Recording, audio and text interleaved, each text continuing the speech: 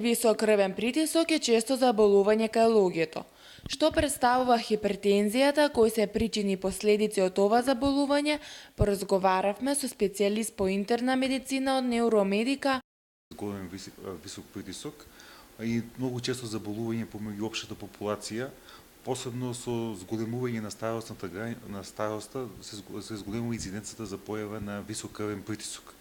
И сега обично се смета дека нормални вреноси за висок крвен притисок да бидат испод 120 со 80, вреносите помеѓу 120 и 140 се сметат како прехипертензија, како некој поим за прехипертензија, и веќе над 140 со 90 се сметат за хипертензија, значи зголемен висок притисок. Хипертензијата исто така постојат два типа, главно е поделена на есенцијална хипертензија и секундарна хипертензија. Есенцијалната хипертензија, причината за нејзиното појавување не е позната, но се смета дека бидат повеќе фактори за нејзино појавување, па се тоа се некои генетски фактори, значи ако има во фамилијата некој што има заболување од висок крвен притисок, голема веројатност дека и поколението ќе има висок крвен притисок. Потоа надвршните фактори се како зголемен стрес, потоа консумација на солена храна, седентарниот живот, обезноста, намалената физичка активност, сите тие работи влијат за зголемување на крвниот притисок. Додека пак вториот тип, тоа е секундарна хипертензија. Секундарна хипертензија се јавува како резултат на некоја друга причина.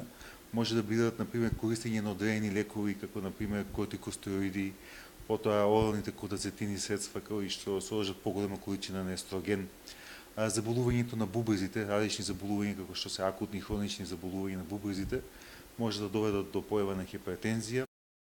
За да се даде одредена диагноза, претходно треба да се направи мерење на крвниот притисок. Мерењето на крвниот притисок може да се направи во домашни услови или пак во амбулант. Мерењето може да се врши во домашни услови или пак се врши во амбулант. Значи се прави, например, редовно мерење на крвниот притисок, остава на пациентот во домашни услови и тогаш се зема одреден просек.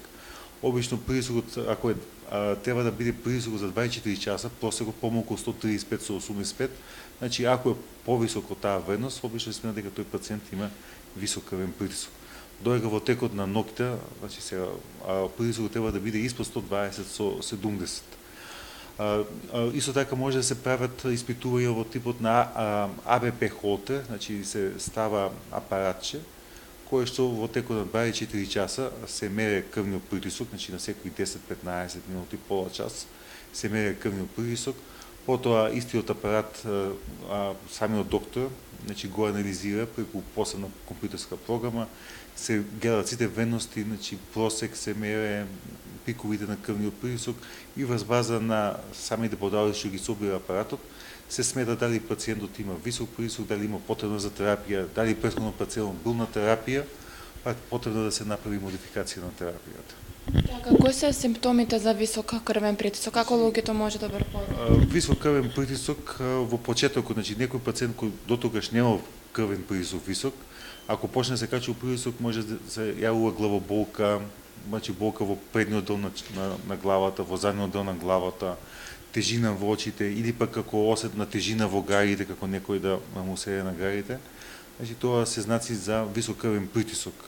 Сега постојат состојби кои што има како хипертензивна криза, значи кога притисокот е многу висок, тоа е притисок на диастолниот над 120 или систолниот и над 200, така што може да доведе до мозочно крварење, со крварење од нос, со испати, значи невролошки испати, сите тие работи, значи може да доведат до тешки последици како резултат на високиот притисок.